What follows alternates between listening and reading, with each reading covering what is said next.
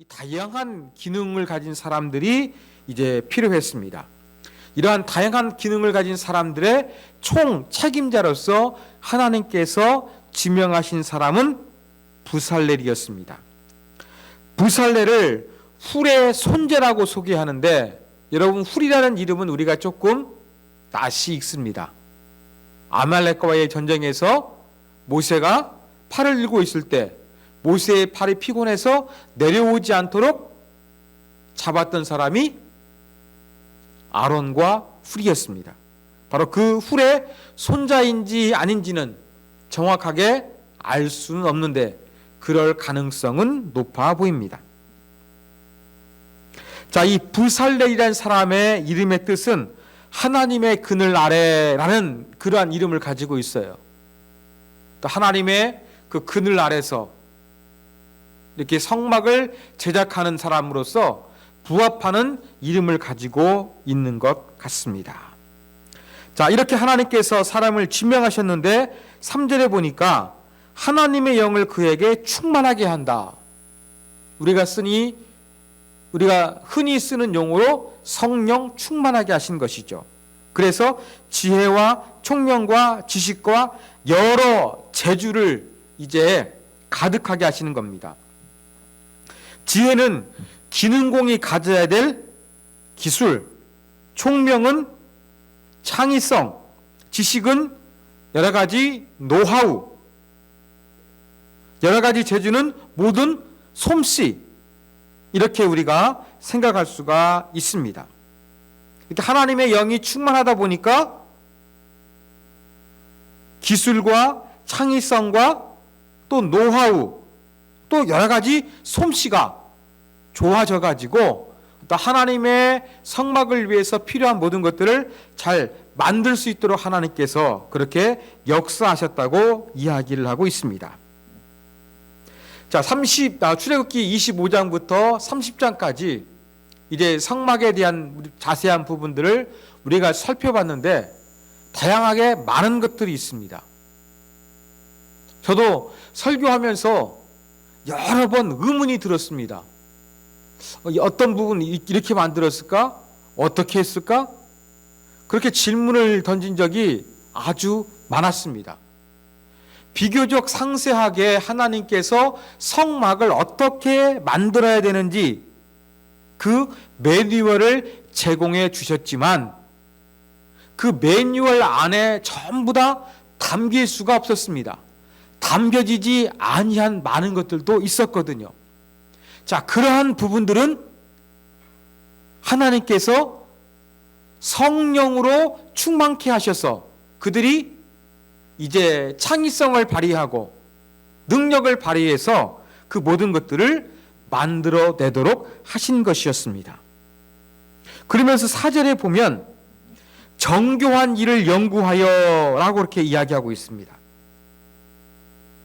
문자적으로는요, 생각을 생각하다, 디자인을 디자인하다, 현대적으로 이렇게 많이 쓰이는 말과 비슷하죠.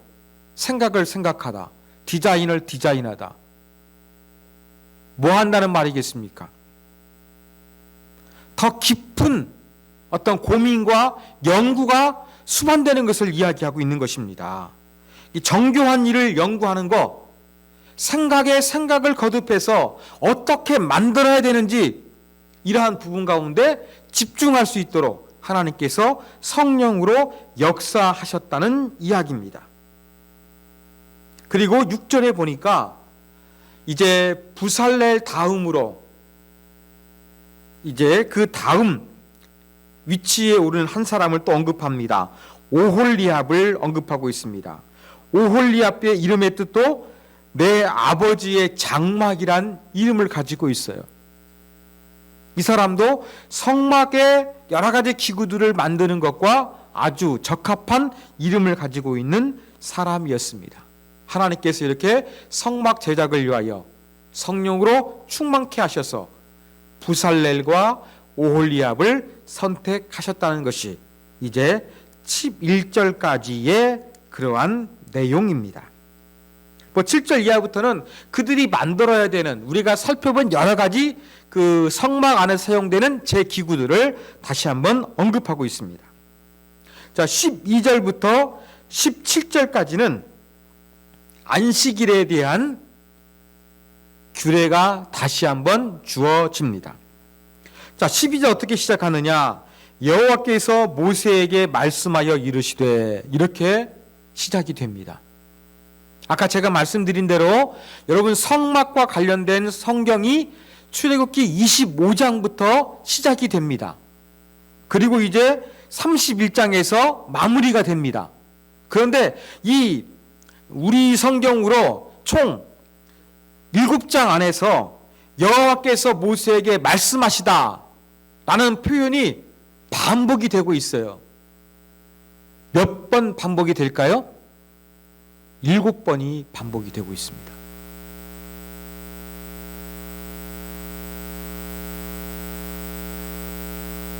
여러분, 하나님께서 6일 동안 천지를 창조하시고 제7일 날 안식하셨잖아요. 하나님께서 모세에게 말씀하여 이르시되 라는 것이 7번 완전 수지요. 이것이 등장한 이후에 나오는 내용이 바로 안식일에 대한 내용인 것입니다. 그러면 이 12절 이하에서 하나님께서 안식일을 지키라고 말씀하고 있는데 일반적인 안식 계명과는 조금 달랐습니다. 어떻게 다르냐? 여러분, 출애굽기 31장 12절 이하에서 주어진 안식일을 지키라는 명령은 성막을 제작하는 동안에 안식일을 지켜야 된다, 그렇게 말씀하고 있는 것입니다.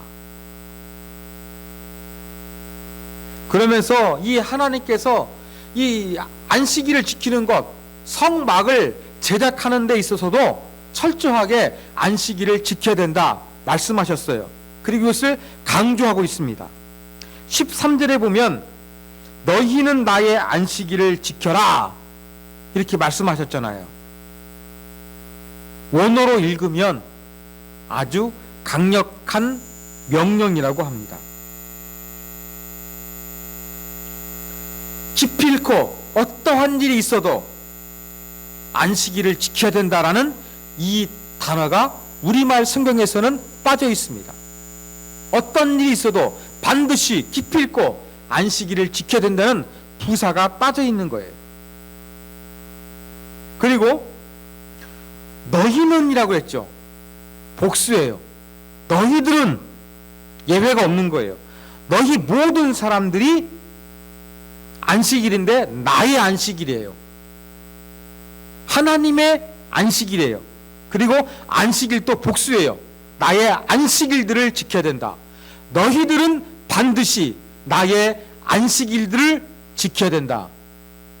이렇게 하나님께서 말씀하셨어요.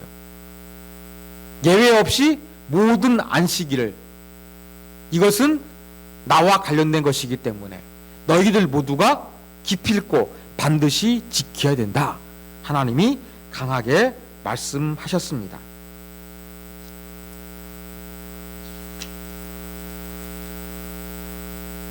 그리고 이 안식일에 쉬지 않는 자들에 대한, 사람들에 대해서 경고의 메시지가 14절과 15절 2번 반복이 됩니다.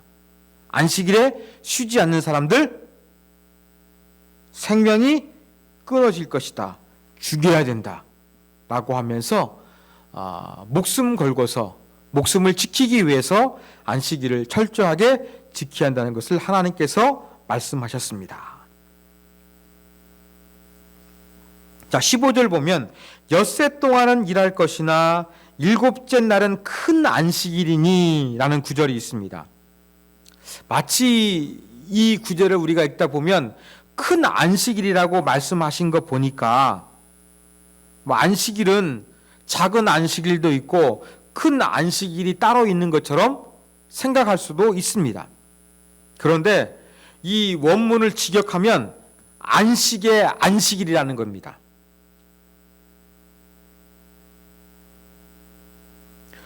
안식의 안식일 두 단어를 반복한다는 것은 최상급의 의미를 부여한다는 것이거든요. 그래서 안식일 중에서 안식일 최상급이죠. 그것을 우리말 성경은 큰 안식일로 번역을 했는데 조금 어떤 크기를 이야기하는 것이 아니라 온전하게 안식해야 되는 날, 철저하게 안식해야 한다는 말의 의미가 큰 안식일이라는 말에 있다는 걸 여러분들이 기억을 하시면 되겠습니다. 이렇게 안식일을 우리가 지키는 것은 무엇을 하는 것이느냐? 16절 보면 이같이 이스라엘 자손이 안식일을 지켜서 그곳으로 대대로 영원한 언약을 삼을 것이니 그렇게 말씀을 하고 있습니다. 안식일을 이스라엘 백성들이 잘 지키는 것은 하나님과 이스라엘 사이에 언약이 맺어지고 지켜지고 효력을 발휘하고 있음을 보여주고 있는 단적인 예라고 할 수가 있을 것입니다. 이것을 영원한 표징과 또 하나님의 안식과 17절에서는 연결시키고 있습니다. 자, 그리고 18절에서는 마지막으로 이제 하나님께서 이 성막과 관련된 모든 말씀을 마무리하시면서 이 십계명 돌판을 주신 내용을 기록하고 있어요. 하나님께서 지금까지 여러 가지 십계명, 성막 제작 이런 모든 것들을 말씀하셨잖아요. 그러면서 하나님께서 말씀 끝날 때 모세에게 증거판 둘을 주셨습니다. 그런데 이것은 하나님께서 친히 쓰신 것이다. 그렇게 기록하고 있습니다. 여러분, 이것을 어디에 보관했습니까? 우리가 출애굽기 지금까지 강의하면서 성소 안에는 하나님의 공간인 지성소가 있는데 지성소 안에 있는 딱 하나의 물건, 증거궤, 언약궤, 법궤가 있다고 그랬죠. 이 안에 세 가지 물건을 넣는데 바로 아론의 쌍난 지팡이, 그 다음에 만나, 십계명, 돌 2개가 들어갔던 것입니다. 자, 돌 2개라는 거 이제 알았어요. 또 보관한다는 거 알았어요. 왜 증거판이 2개일까요? 이 부분을 성경학자들은 아마 5개의 계명씩 한 돌판에 5개 계명, 또 다른 돌판에 5개 계명을 써가지고 모세에게 주셨을 것이다. 이렇게 해석하는 사람이 있고요. 또 어떤 사람은 아니다. 한 돌판에는 인간이 하나님과의 관계에서 지켜야 될 1계명부터 4계명까지의 내용을 기록했을 것이고 인간 사이에서 지켜야 될 5계명부터 10계명까지 6개의 계명이 또 다른 돌판에 기록되었을 것이다. 이렇게 주장하는 사람도 있습니다. 그런데 또 다르게 주장하는 사람도 있습니다. 돌판에 10개의 모든 내용이 전부 다 기록된 것일 것이다. 그리고 이 십계명이 10개가 기록된 돌판 2개를 하나님께서 모세에게 주셨을 것이다. 이렇게 해석하는 사람도 있습니다. 뭐가 맞을까요? 자, 이것을 우리가 이해하기 쉽기 위해서 여러분, 우리가 집을 사거나 아니면 전세를 계약하거나 월세도 계약할 때거나 어떻게 합니까? 문서를 만들죠. 문서를 하나만 작성합니까? 아니죠. 사는 사람하고 파는 사람하고 각각 그것을 동시에 가질 수 있도록 작성합니다. 요즘에는 중개인까지도 같이 보관하지 않습니까? 현대만 그런 것이 아니라 고대 근동에서도 이렇게 언약을 맺을 때 마찬가지였어요. 똑같은 내용을 같이 기록해가지고 하나씩 가지고 있는 거예요. 이러한 언약을 맺는 방법을 하나님께서 동일하게 사용하셨다고 한다 그러면 돌판 2개인데 이 돌판 한 개에 십계명이 전체가 기록된 거예요. 그래서 언약을 맺는 하나님과 인간이 각각 보관해야 되는데, 뭐 하나님은 보이지 않는 분인데 하나님이 굳이 보관하실 필요 없으시잖아요. 그러니까 이 두 개의 십계명을 만들긴 만들었는데 하나님께서 이 두 개 모두를 모세에게 주신 것이다, 이렇게 해석하는 사람도 있습니다. 돌판 하나에 십계명 전체가 들었는지, 그래서 두 개인지, 아니면 1계명에서 4계명, 하나는 5계명에서 10계명, 그냥 5개 계명인지 알 길은 없어요. 그러나 중요한 것은 무엇입니까? 보관이 되었다는 겁니다. 보관이 되었다는 것은 이것이 얼마나 중요한가를 잘 보여주는 것이라고 우리가 생각할 수가 있겠습니다. 자, 이것이 바로 출애굽기 31장의 내용입니다. 자, 이 내용들을 통해서 우리가 배울 수 있는 교훈점 몇 가지 살펴보겠습니다. 첫 번째 교훈입니다. 우리는 성령 충만해야 됩니다. 우리는 어떤 교회 안에서 직분을 감당하기 위해서 성령 충만해야 될 뿐만 아니라 동시에 어떠한 기술적인 작업을 위해서 성령 충만을 사모해야 한다는 것입니다. 자, 우리가 성령으로 하나님께서 충만하게 하셨다 하다 보면은 모세와 같은 사람들 하나님께서 지도자로 사용하기 위해서 성령 충만하게 하셨고, 뭐 이사야나 엘리야 선지자 같은 사람을 하나님의 말씀을 대언하기 위해서 성령 충만하게 하셨다고 생각을 합니다.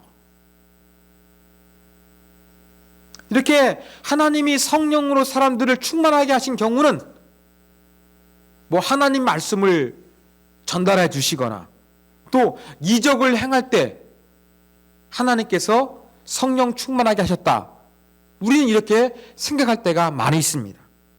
그런데 오늘 본문에 보니까 하나님께서 성막을 제작하는 여러 가지 기구들을 잘 만들 수 있도록 하기 위해서 성령으로 충만케 하셨다는 것을 우리가 기억해야 되겠습니다. 여러분, 성령 충만은 교회 안에서만 이루어지는 게 아닙니다. 부살렐과 오홀리압이, 다른 많은 기능공들이 이 성막과 관련된 많은 기구들을 잘 만들어내기 위해서 하나님께서 성령으로 하나님의 영을 부어주셨던 것처럼 저와 여러분도 교회 안에서 직분뿐만 아니라 직장에서, 사업장에서, 가정에서 어떠한 능력들을 발휘하기 위해서 우리는 무엇을 사모해야 되느냐? 하나님의 영으로 나를 충만하게 하여 주십시오. 이것을 강구한다는 것을 오늘 말씀을 통해서 배우게 되는 것입니다. 우리가 사람들을 보면 능력은 좋은데 인성이 나쁜 사람이 있습니다. 어떤 사람은 인성은 좋은데 능력이 없습니다. 어떤 그리스도인은 믿음은 좋은데 직장이나 사회나 어떠한 그 학교에서 뭔가를 잘할 수 없는 그런 사람도 있습니다. 이러한 사람들은 하나님의 영광을 드러내기가 조금은 어려울 수도 있습니다. 그래서 우리 가운데 필요한 것은 인성 좋고 신앙 좋은 그리스도인으로 그치는 것이 아니라 교회 아니나 세상 밖에서 직장이나 사업장이나 직장에서도 내게 주어진 일을 잘 감당할 수 있는 성령의 충만함을 우리가 사모해야 한다는 것입니다. 아까 살펴본 대로 어떤 것을 할 수 있는 기술력, 노하우, 또 창의성, 이러한 모든 것들이 우리 안에서 가득해가지고 내가 해야 될 일들 잘 감당할 수 있는 하나님의 영이 역사할 수 있도록 그렇게 우리가 사모하는 마음으로 기도해야 한다는 것을 오늘 본문을 통해서 배우게 됩니다. 두 번째 교훈입니다. 여러분, 성령 충만을 수동적인 것으로만 생각하지 마십시오. 성령 충만의 주체는 누구입니까? 하나님입니까? 인간입니까? 하나님이십니다. 성령은 하나님의 영이기 때문에 인간이 어찌 마음대로 할 수 있는 것이 결코 아닙니다. 그러나 하나님이 주체가 되셔서 역사하시지만, 그렇다고 해서 하나님이 주체적으로 주도권을 가지고 모든 것을 행하시지만, 그렇다고 인간이 가만히 아무것도 않고 미동도 하지 않고 있는 것은 아니라는 것입니다. 마치 감나무 아래서 감 떨어지기를 기다리는 것처럼 그러한 자세로 가만히 있는 것, 하나님 성령으로 충만하게 해주세요, 이렇게 말하면서 가만히 있는 것이 성령 충만의 전부는 아니라는 사실을 우리는 오늘 본문을 통해서 배우게 됩니다. 아까 말씀드렸죠? 정교한 일을 영구하게 했다. 직역하면 생각에 생각을 하게 했다고 말씀을 드렸습니다. 여러분, 오홀리압과 부살렐과 다른 많은 사람들이 성막의 많은 기구들을 제작할 때에 그냥 하나님께서 모세에게 전달해 주신 거, 모세가 이야기하니까 그들이 성령 충만해가지고 모세가 무슨 말 하는지 당장 이해해가지고 그냥 막 손 움직이니까 성막의 기구들이 나온 게 아니라는 겁니다.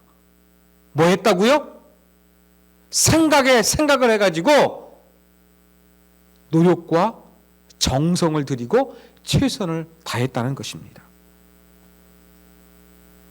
여러분, 성령으로 충만한다는 것은 하나님이 주도권을 행하시는 거예요. 그렇지만 그렇다고 해서 그 가운데 인간은 로봇처럼 아무 생각 없이 가만히 있는 것이 성령 충만의 전부는 아니에요. 하나님께서 주도적으로 역사하시는 거예요. 하나님 영이 우리를 깨우시는 거예요. 그러면 우리는 막 갑자기 능력을 발휘하는 것이 아니라, 그럴 때도 있습니다만 때로는 어떻습니까? 생각에 생각을 더해야 되는 거예요. 노력하고 고민하고 연구해야 되는 경우도 많이 있습니다.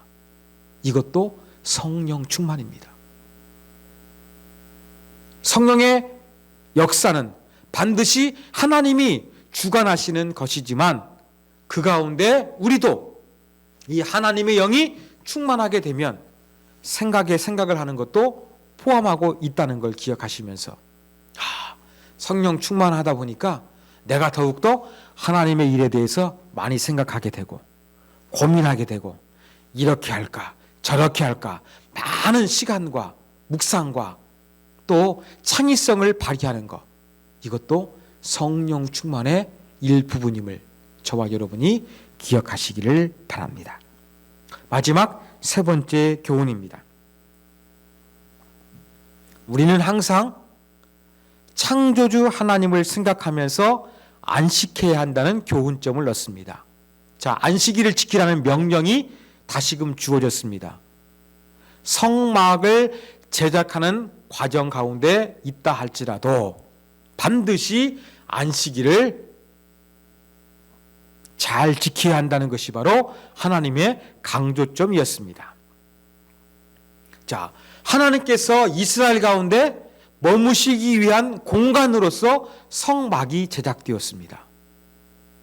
성막은 하나님이 머무시는 거룩한 공간입니다. 이 거룩한 공간을 제작함에 있어서 시간도 거룩하게 지켜야 한다는 것입니다. 거룩한 공간을 만드는 것이니까 안식일도 필요 없고 최선을 다해서 쉼 없이 내 모든 정력과 에너지, 시간을 바쳐서 이 성막을 만들어야 돼, 이게 아니라는 겁니다. 거룩한 공간을 만든다 할지라도 거룩한 시간을 철저하게 지켜야 된다. 하나님께서 이것을 명령하셨다는 것을 저와 여러분이 기억하셔야 되겠습니다. 일하는 것 상당히 소중하고 중요합니다. 그러나 하나님은 일만 하시려고 우리를 부르지 아니하셨습니다. 일도 하면서 멈추고 하나님을 기억해야 되는 것. 그래서 항상 하나님의 창조주 하나님을 생각하면서 안식하는 것이 상당히 중요합니다. 성막을 제작하는 과정에서도 안식일을 지켜야 했다면 우리는 일상을 살아가면서 일상을 멈추고 안식일을 지키는 것 상당히 중요하다는 것 여러분 반드시 기억하셨으면 좋겠습니다. 이것이 바로 세 번째 교훈입니다.